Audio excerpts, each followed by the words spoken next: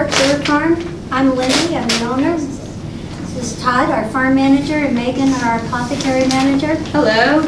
And I'm just going to briefly share a little bit about the farm. The property was bought in 2011, and I started the farm, the medicinal herb farm aspect of it, with the inspiration of my son, who is a clinical herbalist and a naturopathic physician in the Seattle area, who was talking about the expanding and growing need for high-quality medicinal herbs. And this is a market that will probably be tripling in the next 10 years. What's the name of your farm again? Spirit Works Herb Farm. I'll give you each a business card after I finish the introduction. Basically, the intent that we've had is to grow high-quality medicinal herbs in a handcrafted, artisan way. So we're not a huge production. We're not growing acres of one herb. We're growing our herbs in a companion planting, more landscape, naturalized manner. And in that, we've had a lot of fun with design elements, and that's a big part of what we're going to share today. And we'll leave the rest for questions for later if you want to know more about the farm. But what we really want is for you to leave here feeling that you are totally empowered and passionate about growing at least half a dozen to a dozen herbs for your own home use, and having a way to do that that's visually, aesthetically, and spiritually energizing for you. So, as Lindy said, today we're going to be talking about garden design, specifically how to grow your own herbs. And so, within this presentation, we're going to talk about purpose and intent, which is very important in all aspects of gardening, but especially if you're planning on growing medicinal herbs. We're going to talk about different design elements to get your brain juices flowing. We're going to talk about how to select the herbs and for what uses you're going to be wanting your garden, and also how to harvest and process these herbs.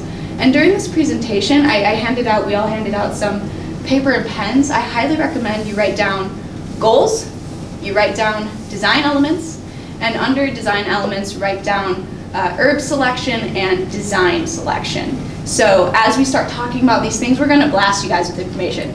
Okay, so we're going to go pretty quickly. So if anything is interesting, highly recommend writing it down so that you can investigate it later. And at the end of this presentation, we've included a whole list of resources that you can find on our website as well. And I'll mention that again later. But yeah, so throughout this presentation, just start thinking about your dream garden, your dream herb garden. And with that, I'm going to hand it over to Todd to start talking about different design elements. Hi, I'm Todd. With garden design, I'm not sure if you guys have garden at home or if you're what kind of space you're working with, but it's important to, like Megan said, consider your goals and purpose. There's all sorts of reasons you want to have herbs in your garden, whether it's culinary uses. Some of you maybe have saw the kettle care stand down in the work booths area. If you're doing home cosmetics, making your own kinds of house cleaners, things like that, those are all good reasons to have your own herbs. Because they're essential. That's really essential oil. That's where they're coming from. So identifying your goals and your purposes for your garden is going to be the first way to do it. If you're making teas like we like to do a lot, there are some ways you can incorporate that. Your size, space, and light are important. Pretty straightforward with most gardens, most farming. Not a lot of people have, the full backyard. Sometimes you're stuck in an apartment and you only have that south-facing window in your kitchen. There are ways you can still grow herbs. Many people are probably familiar with the pot growing herbs that you can get at the Home Depot stores, things like that. But yeah, considering what you have available to you in terms of materials as well, DIY and upcycling is a huge thing. You don't want to have to go out and spend a whole bunch of money to build a raised bed. If you have materials you can use right there at home that are just sitting around taking up space. So being able to use things like old rock, busted up brick from a previous project, if you have old boards or pallets sitting around, because free pallets are so accessible, you can get them in from anywhere if you just ask around. But when building these, you want to be able to make sure your garden is accessible. You don't want to put it way off in the back of your property and then forget that it's there because it's behind the shed. You never see it all the time. It's like, if that's the most optimal light, maybe. But there are other ways you'll want to be able to incorporate that into your everyday life. So right there at the windowsill, doorstep potted plants. They're great things. A lot of herbs love to grow in pots too, so it's not a bad way to go. And just keeping it fresh and in your life. You want to be able to clip that fresh basil for that meal. You don't have to walk, 17 meters or yards out in the backyard to be able to get it. So we have wildness on our slide. Now wildness is it's a fun one because you want to be able to have it feel like it's natural. You want it to feel like it's a good place to go and be connected to the plants. And where else are you going to find these plants other than in the wild? So we'll talk about agroforestry later on in this a little bit. I'm not sure if you guys have known anything about that, but it incorporates elements of farming in the wild and bringing that forest kind of closer into your home and feeling that connection with nature. So being able to have that connection with your herbs as well is vital and important. Boundaries and scapes my background is landscaping, and setting up things to block bad views or create a peaceful, quiet place for yourself is huge. And there are a lot of herbs that can do that. M. Greve, she's one of my favorite herbal authors. She writes about elderberry bush. She says if you're going to start a home, plant elder first. It makes this beautiful, lush hedgerow, and it's things like that that can really give you that privacy and kind of stop the view of really ugly things that you might not want to be looking at. If there's a big shed or something, you're like, oh, I can place something on there. There's plenty of light. But consider those in terms of what you can do with your herbs. There are all sorts of herbs that have varying heights and sizes. Echinacea is a great herb that has different heights as well, so that'll help change your boundary landscape just in the 2 types of echinacea that are common for the herbs that we're recommending. And maintenance is a huge thing. You don't want to have to spend a whole bunch of time maintaining your garden. And most everyone has a 40-hour work week, and they're not full-time farmers or gardeners. So it's important to be able to have low maintenance. If you can water the one on your windowsill every day, cool. That's an easy one. There's not many weeds you're going to get out of that sterile soil. But being able to have adequate coverage and using herb spacing to cover most of your soil without having any exposed ground is really going to minimize the weeding you have to do and really take it to the next level. So this is the fun part. This is where the graph paper comes in. We start talking about garden design. And think about the spaces you guys have at your own place. If you have an area that's already cooking in your brain, like that little nook between the garage and where the house meets up, those are fun spaces to consider. Here we have a picture of a literal medicine wheel. Those are herbs growing in that wheel.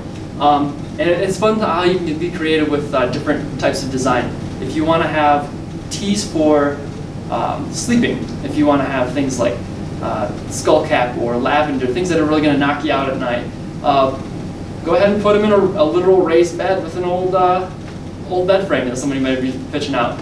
It's fun to be, that comes back to the easy access materials and things you might just have lying around. But it's fun to be creative like that. It really makes it whimsical, really makes it your own, and you can kind of just create what you have with the space available too. And incorporating your intention with that is is really going to make it all that much more what you're going for. Go ahead, yeah. Pots. I love this slide.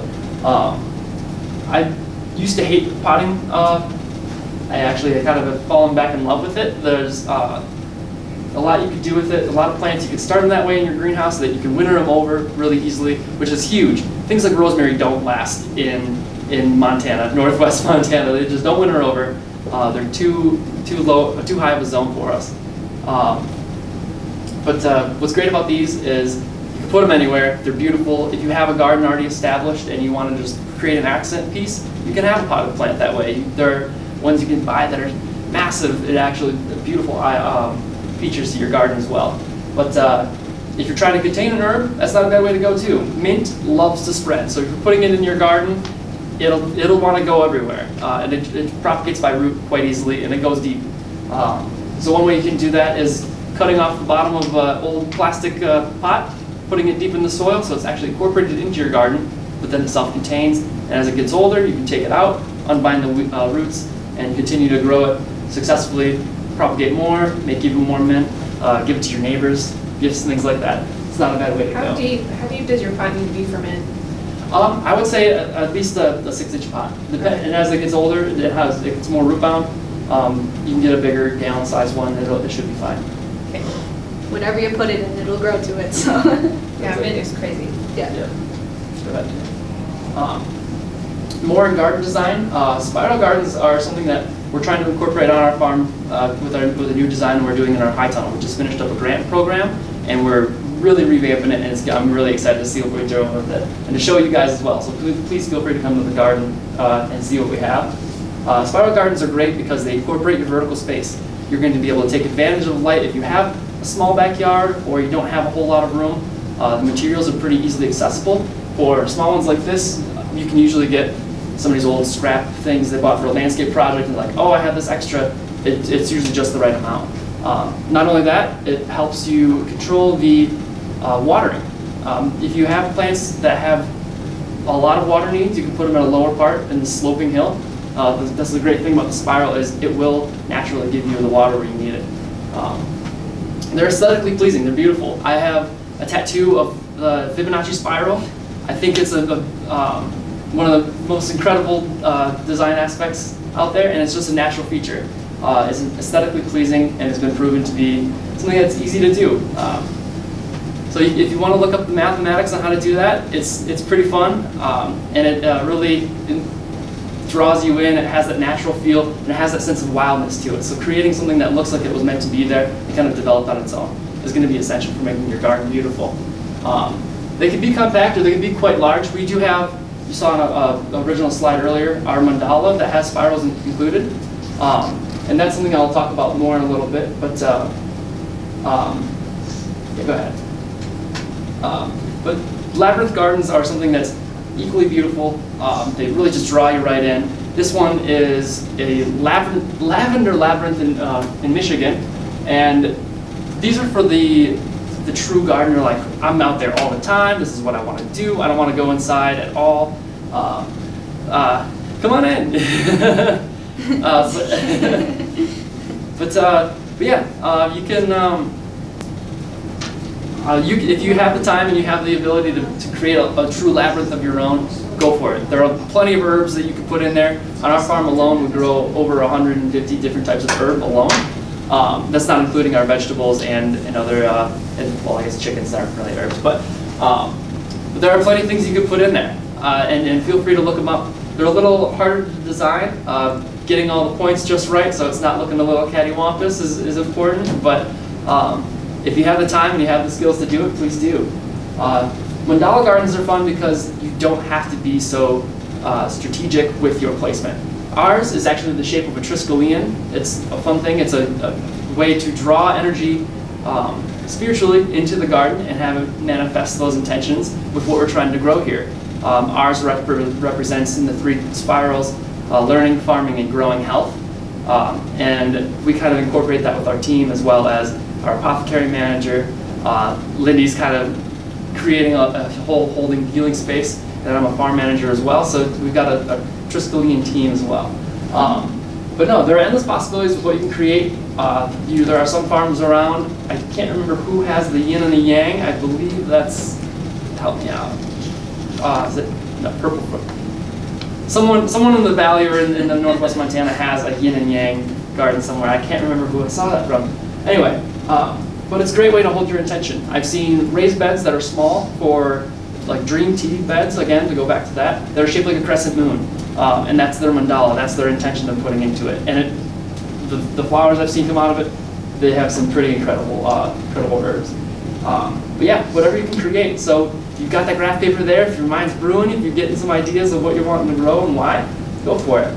Keyhole gardens are great for people who really want to be able to have perfect access to their gardens. It's designed with the intention of being able to get into the middle of your garden. If you have a raised bed that's so large, reaching over 4 feet in is not feasible.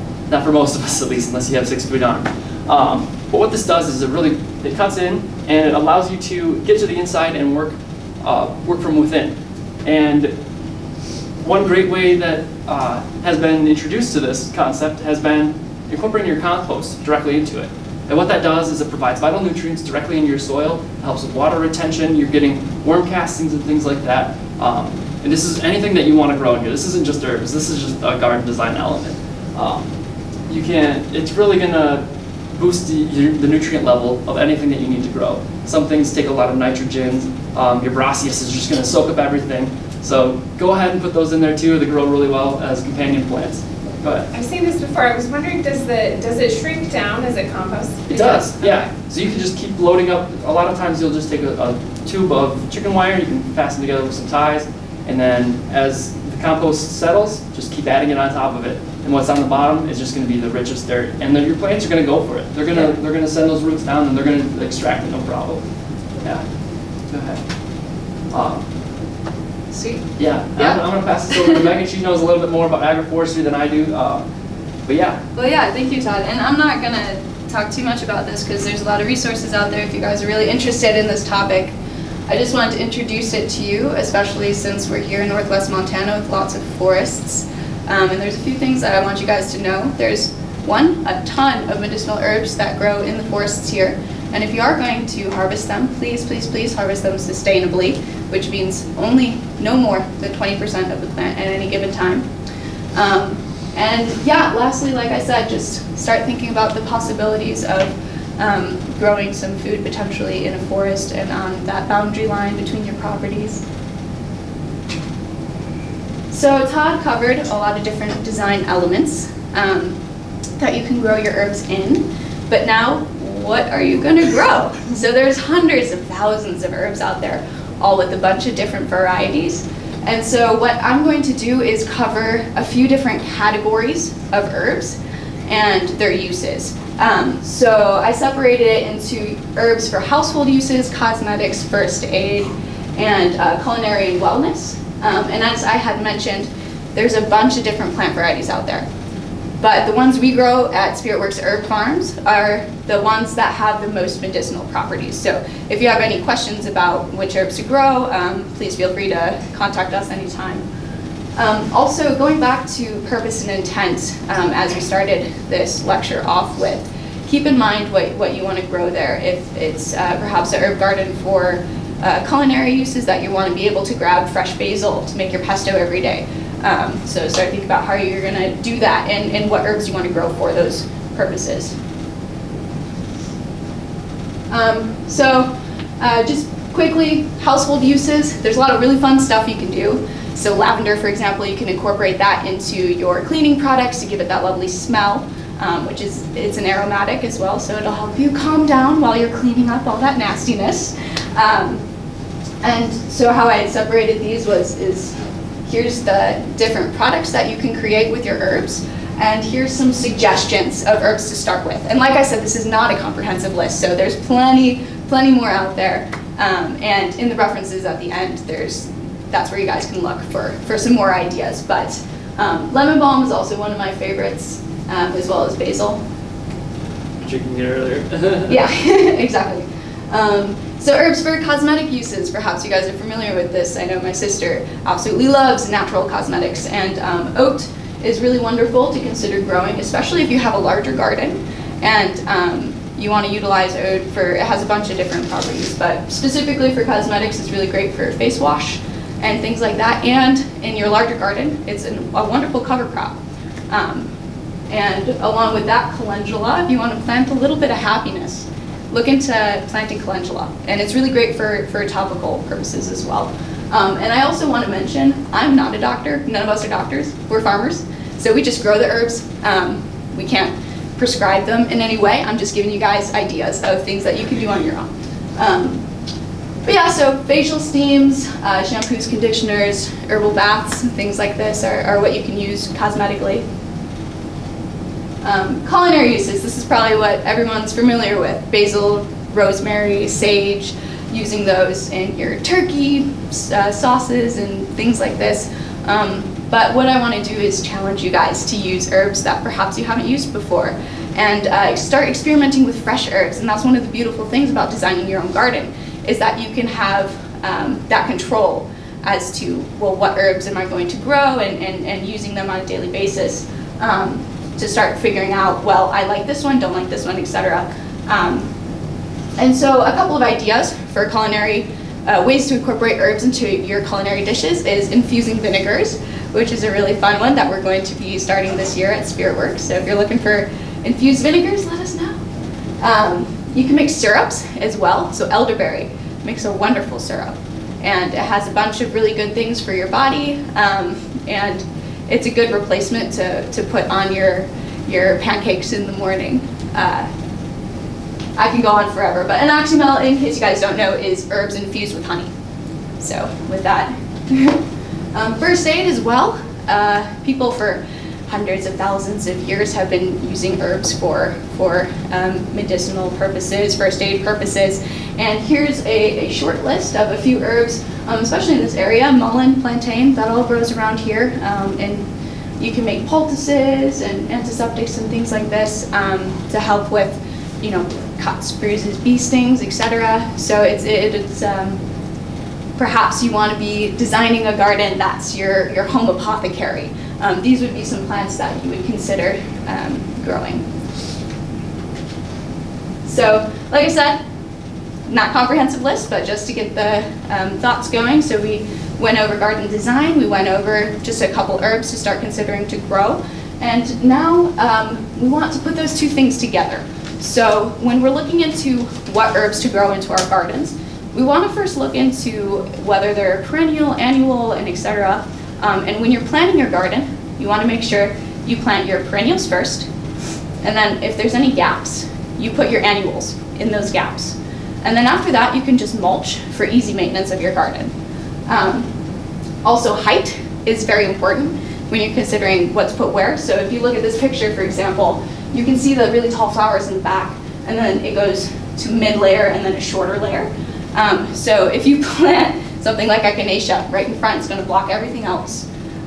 So just consider that in your boundaries of whatever design you choose. Companion planting, Todd had mentioned this earlier, and companion planting is really great. So some plants love to be next to other plants. Some plants hate being next to other plants. So looking into graphs of what plants grow well together or don't grow well together is also important, especially with herbs. Growing conditions, right. So of course with anything you grow, you got to make sure that they're happy where they are. So whether they want wet soil, dry soil, nutrient-dense soil, poor soil, etc. You want to make sure that you're giving your plant that. And like Todd mentioned with the spiral gardens, that's a really great way if you're growing diverse herbs that have different requirements of moisture of the soil and things like that. You can plant the ones that really like the wet stuff at the bottom, the dry ones at the top, and so forth. Oh, also, of course, soil quality. Please look into the history of your soil or whatever you're planting in, because if you're going to be ingesting the things you're growing, you want to make sure that you're growing it in a very healthy environment. So look into if there's been herbicide usage or pesticide usage on your property and things like that. And along with that is, of course, water quality. You don't want to be spraying chlorinated water on your plants, which I know is a big problem where I'm from originally, but yeah, so look into your water quality as well. And lastly, we want to encourage the bees and the butterflies. If you guys maybe want to design a garden, that's all about bringing the monarchs back. There are a ton of flowers you can plant, specifically the butterfly flower, that helps encourage that monarch population to come back. As well as being useful for your own purposes. Yeah, exactly. There are a lot of things you can do. Flowers have many medicinal purposes. So we went over a bit of how to incorporate what herbs you're choosing into your design. So now, how do you harvest your herbs, right? And also, when you are planning out your gardens, keep in mind what part of the plant you're going to be using, because if you're harvesting, let's say, the root of a plant, and you put it in a very beautiful pot, and it's not easy to get out, it's very difficult, right? Or in a big D-log bed, and you have to get the fork in there. So just look into that, and then try and plan that out accordingly. And so when we're harvesting our plants, there's a couple things we want to consider. So first we want to look into the life cycle of the plant, right? So as you can see by this picture here with the sunflower, we want to be harvesting our plants, especially medicinal herbs, at the correct time. Otherwise, sometimes it could cause bodily harm if you ingest that afterwards. Stinging nettle, for example. If you harvest that after it goes to flower, the silica content in the leaves is far too high. And so you don't want to be ingesting that. So look into the herbs you're growing and when the optimal time to harvest them is. Also, when harvesting, you want to consider the time of day, whether it's in the morning or if the herb likes being picked in the day after the dew's dried off. Calendula, you want to make sure the flower is fully open and has seen the sun before harvesting that flower head. You also want to think about the time of season, of course. And you're not going to be harvesting strawberries now. That's not going to work out. Also, oh yeah, I already mentioned parts of the plants, but something to consider. I mean, we're here at Free the Seeds, right? So looking into harvesting your own seeds so that you can grow your own plants that you cultivate on your own land. And lastly, you've harvested your plant, but now what to do with it. So when you're out there and you're about to pick your herbs, you want to make sure that you're selecting clean material. So if your dog went out and just took a pee on the basil, maybe don't pick those plants. But once you select that herb, you want to make sure that you're choosing the highest quality material possible. And by that, I mean if you have maybe a stalk this long with leaves on it, you want to take the shabby leaves at the bottom off and select the highest quality ones. So once you have that herbal material, then you're going to use some kind of, if you're not going to use it fresh, then you want to preserve it for as long as you can. And to do that, you want to dehydrate it. And you can either dehydrate it by hang drying it in a very dry, well-ventilated, cool area, dark area. And so hanging it up, if you have like a well-ventilated area in your kitchen that doesn't see much sunlight, is perfect. Otherwise, you can get a dehydrator from just about anywhere. And these are the temperatures we recommend dehydrating your herbs at. No higher than 110, because then it starts compromising the medicinal qualities of these herbs. And after you dehydrate your herbs, you can store them in glass jars, generally for about a year. I mean, you can keep them around for 10 years, but the taste and the medicinal qualities will start to diminish after approximately a year, depending on the herb.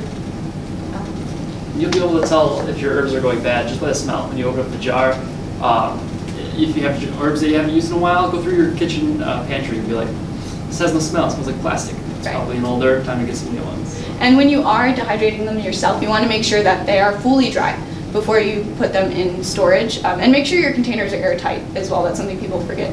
But yeah, make sure they're fully dry because otherwise they'll mold. But, excuse me, Todd, I guess, well, I like to talk about weeds. You like talking about? Yeah. Okay. I love weeds. I just want to say don't use herbicides, but then go for it. Don't use herbicides. Why would you? I don't know. That's my personal opinion. You could use whatever chemicals you want on your own garden. I'm not eating it anyway. There's a quote, you've probably had it on your yogi tea, that says the difference between an herb and a weed is a perspective. And one of my favorite things about that is it's totally true. You see mullein and dandelion all over the place. Dandelion is one of my favorite plants. It's one of the earliest pollinators around. The bees love it, and it's bringing up all those minerals from deep in the soil. It's breaking up compaction. It's helping every other plant around it doing good stuff. You can use every single part of this, from the flower, the leaves, all the way down to the root. Good teas, makes wine. You can throw it in a salad. One of my favorite, most versatile plants. And people are just spraying it to kill it, just because they don't like it in their yard. Some weeds are a little more obnoxious, a little more literally noxious. Your St. John's wort, a lot of farmers don't like it in this area just because it takes over. It does self-seed readily. Things like dill, I would consider a weed if I wasn't growing them for cooking it. It's delicious, but it grows like a weed for sure. Mulleine's a little different. It kind of grows in those areas that are just taken apart and destroyed. It's helping your environment more than you can recognize. Plants are great indicators of what's happening beneath the soil. So, which is a huge rabbit hole that we're not going to fall into. But But yeah, feel free to look into that. We'll have some information on our website, I believe, when the link I'll be showing you in just a moment. But feel free to take a look at your weeds and get better at identifying them. When you're out on a hike, you're going to love to be able to see what's around. Things like arnica, the wild berries, and that comes into the agroforestry and wildcrafting. So. And the other note I had about herbicides as well is wherever you're planning to have your garden, consider what your neighbors are doing, because if they're spraying or whatever they're doing, you want to make sure that none of that is affecting your herbs that you're growing. Especially, like I said, if you're ingesting them, putting them on your body, you want to make sure you're growing the highest quality that you possibly can. Which brings us to our farm. So if you guys ever want to come by, we would absolutely love you to. Every Wednesday from 2 to 7, we have open farm hours. So you're welcome to come on by, check out our apothecary. We have a bunch of herbal products that we make as well, like medicinal jams and honeys and things like this. And also, occasionally there'll be some eggs there, which we have a very large flock, and we'll be selling the pullets of shortly here, and also in a couple months from now. So if you're looking for some chickens, let us know. And when the weather gets a bit nicer during Wednesdays, we're also going to have farm tours. So we would love to show you guys the mandala that we have on the property and the different herbs that we're growing there. Let's see, what else? And if you want to try our eggs, please go to Uptown Hearth. They have really wonderful breakfasts that they make there, and they use our eggs for those. And also 3rd Street Market, we sell some of our eggs there. The resources I promised you are at this website on this link. So spiritworksherbs.com/resources. And there I just kind of quickly made a graph to show you guys like the different herbs and whether they can be used for cosmetics, wellness, and so forth. And then a bit of a mental picture, so whether they make you sleepy or what have you. But again, on that resource page, I also included books that I referenced, because this isn't my knowledge, this is other people's knowledge that I'm relaying to you. So I would highly recommend, if you're interested in learning more about herbs, to look at those resources, as well as I think there's a book, one book about garden design. And if you come to the farm and you have more questions and want to know more things, we'll be there for you. So let us know. Yeah. We also sell our herbs too. So if you're looking for your garden plants and you need to be able to put them in, you can come to us for those, not just eggs. But yeah. And I also wanted to share one other thing. Learning about herbs and how to use them is huge. It's a vast and deep field. There's contraindications, but many, many, many benefits. It has been a huge learning curve for me. And my son, who's the clinical herbalist and naturopathic physician, is going to be regularly coming to Montana to help us with our knowledge, but also will be available for consultations, and he's going to be doing workshops that will be publicizing through our website.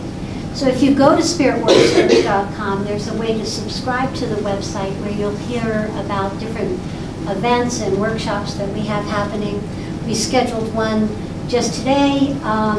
If you go into the big event room, the second booth on the right, you'll see a tower garden that's some very innovative in-house technology for growing plants and herbs. They're going to be coming to the farm on March 13th during our apothecary hours to be available to, really to talk to people in greater depth about utilizing that application. And Patty, who was one of the presenters here today, did a regenerative soil workshop yesterday. She's going to be coming back this summer to do more of that. We're totally committed to sharing our learning and resources with people who come to the farm, and we're having a whole lot of fun doing it, so we hope that you'll tap in, tune in, join us. It's the best game we found. Are there any questions? I was wondering, did you just pick an herb and take us through its life cycle for a year, like what you would do for that one herb? Oh, Like, how in about years? this? Or, like, Okay. Are you fertilizing them? Or Right, like- so there's a whole lot of time left still. And what I was hoping to encourage everyone to do is, as you're thinking about your dream gardens and designs, we put up all of these lovely herbs. Well, Go ahead, that's okay. yeah, I don't want to break. Okay.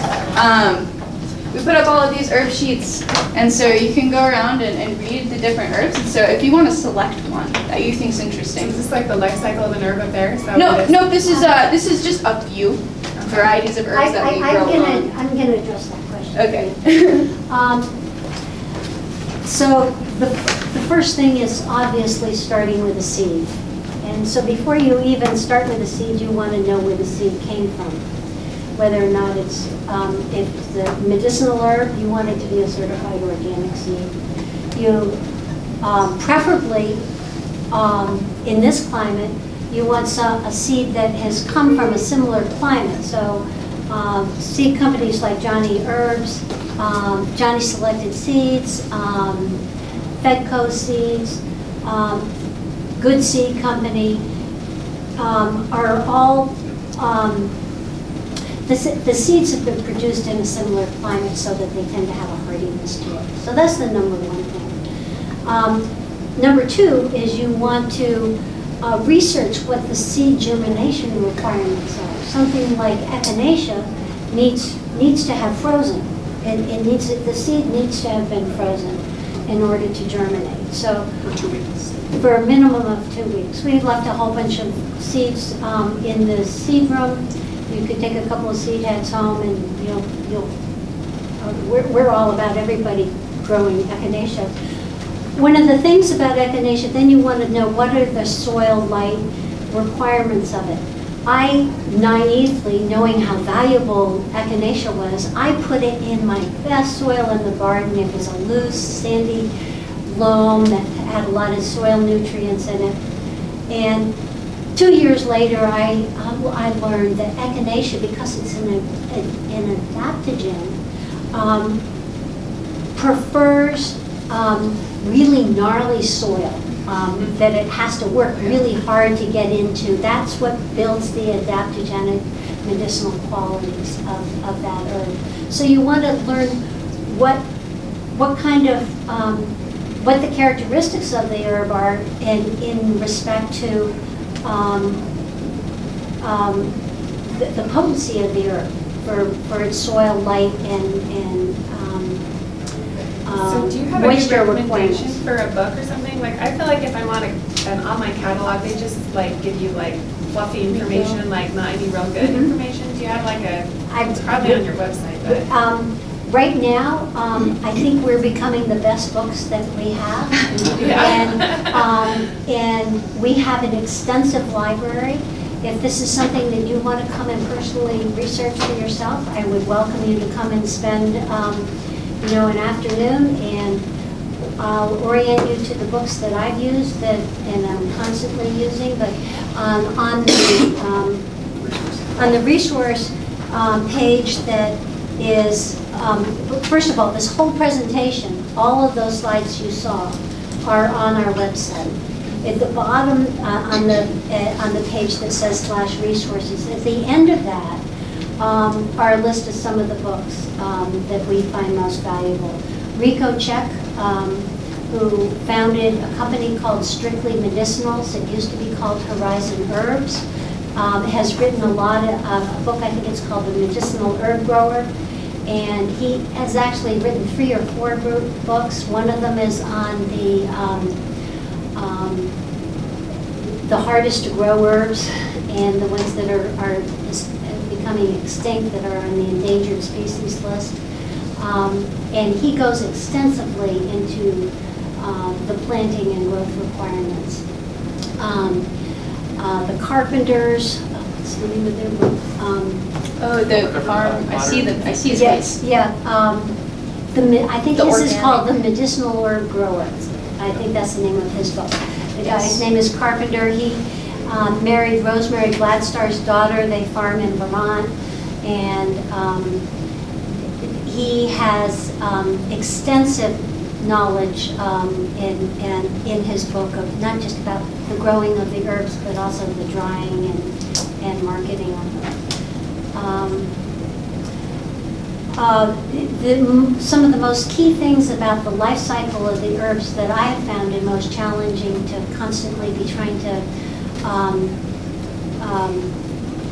it's the octopus that I wrestle with, and these two are joining me in that game, is, you know, when is the optimum time to harvest? And Megan mentioned most aerial plants you want to harvest between 10 and 2. And what you're looking at the either end of the spectrum is that at the 10 o'clock time is really when is it that the dew has come off of the plant. The 2 o'clock time has what the plant is doing is it's got the dew on it, and then the dew comes off and it starts to perk up, and the sun is pulling all of the energy up out of the roots into the potency of the leaves. And it's kind of going, yippee, I'm ready. And then the sun hits and hits and hits, and it goes, oh, you missed me. So you want to try to catch it before it's had too much sun and is starting to wilt. It will come back the next day and go through that same thing, unless it's something like a calendula flower that it will maybe do that 2 or 3 times, and then it'll go to seed and set out new flowers. It'll pump out new flowers. You'll want to know things like your calendula plants will just keep pumping out all season long for you once they start blooming. However, if you're not picking the flowers, which is the part you want to use, the flowers will go to seed, and all the energy of the plant will go into seed production, not flower production. So you want to be going around and regularly deadheading your calendula plants so that you will get the most flowers until the end of the season when you want them to go to seed, so you'll have the seeds to plant next year. In terms of root, you can leave the flower head on the stalk and pick the flower head this time of year. Before the spring rains hit, and it's done its freeze cycle for you, and you don't have to harvest it, put it into the freezer. The root plants, when you're wanting to harvest roots, you want to wait until the plant's done all its photosynthesis and it's died back, and then the energy's gone down into the root, and so you're digging them in the fall, sometimes early spring. The only major exception for that for us is our dandelions, which we harvest all the time, and I find that it's really on the moist days when it can be and the ground is saturated that it can be most successful getting a good fleshy root up and get the whole root, which, you know, sometimes we do, sometimes we don't. We bless our dandelions; they really aren't a problem. And did we miss something in terms of life cycle? We didn't really. I want to mention that if you are harvesting for root, check on the optimal time to harvest the root. Sometimes the plant has to go through 2 years of its life cycle, sometimes even 3, before it's at its the point where you're going to want to harvest it. Yeah. Like elecampane, I'm new to this, but I have a nice crop of elecampane that are now my grandmother's because I waited too long. Elecampane, you want to harvest them in their 2nd year, maybe their 3rd, but I was going for 4th year, knowing that that's better for echinacea. So you know, they both begin with an E, who cares? But you know, you do have to differentiate. And the echinacea does want you to wait till the usually before the 3rd year. So that's time of life. And then maybe tucking them in for winter? Yeah, we're primarily going into a complete no-till. Most of your herbs are perennials. It's really nice not to have to work too hard with weeding, but from a much more important point of view, any pulling up of roots or tilling or cultivating around a plant is disturbing the microbiome in the soil. And you really, it is becoming increasingly aware to me of how important it is not to disturb the soil and the whole ecology that's happening below the ground. When you harvest a plant, don't pull it up unless you are harvesting the roots. Cut it off at the ground, mulch it for the next season, and if it's an annual, let the roots decay in the ground. They become a channel for minerals, for water, for worms, to start to create the mineral and moisture exchange to greater and greater depths and support the growth of the microbes. So you would trim the tops of your annuals and leave the roots down there? Yeah, leave them there. Or you can just leave the whole thing if you don't mind the ugliness, but if you don't like the ugliness, then just chop it down. Yeah, and if you're going to deadhead it, you can, and the plant's not diseased, just deadhead it, mulch it, use the plant to mulch itself. And if you don't like the way it looks, use the plant to mulch itself and then put a pretty mulch on top.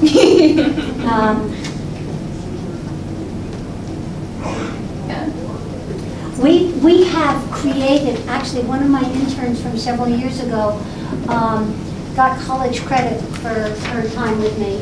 And she created these monoliths that are the signs that we have on our farm so that people can do self-directed guided tours.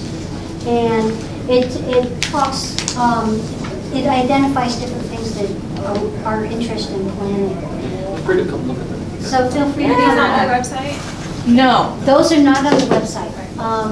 And Can we take pictures of the ones? you may Okay. take pictures of the ones that are of interest to you. And I'll get permission from Lily to see if I can put them on the website. But I mean, because she hasn't referenced all of her sources for that, we didn't feel comfortable doing that.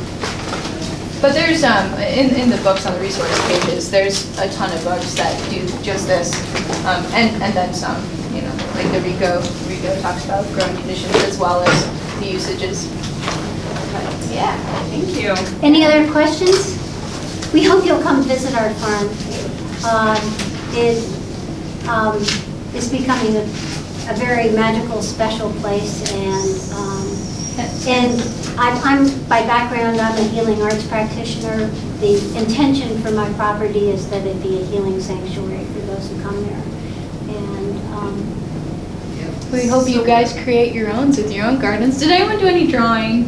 Any drawing? No. Oh man, I was hoping for some beautiful and if you're spiral. having yeah. And if you're Where in Whitefish? We're north on 93. Yeah. Yeah. And if you're having a challenge with your garden design, come to us on a Wednesday and pick our brains. That's what, you know, that's If you what just we've type in made ourselves Spirit Works available or for. Farm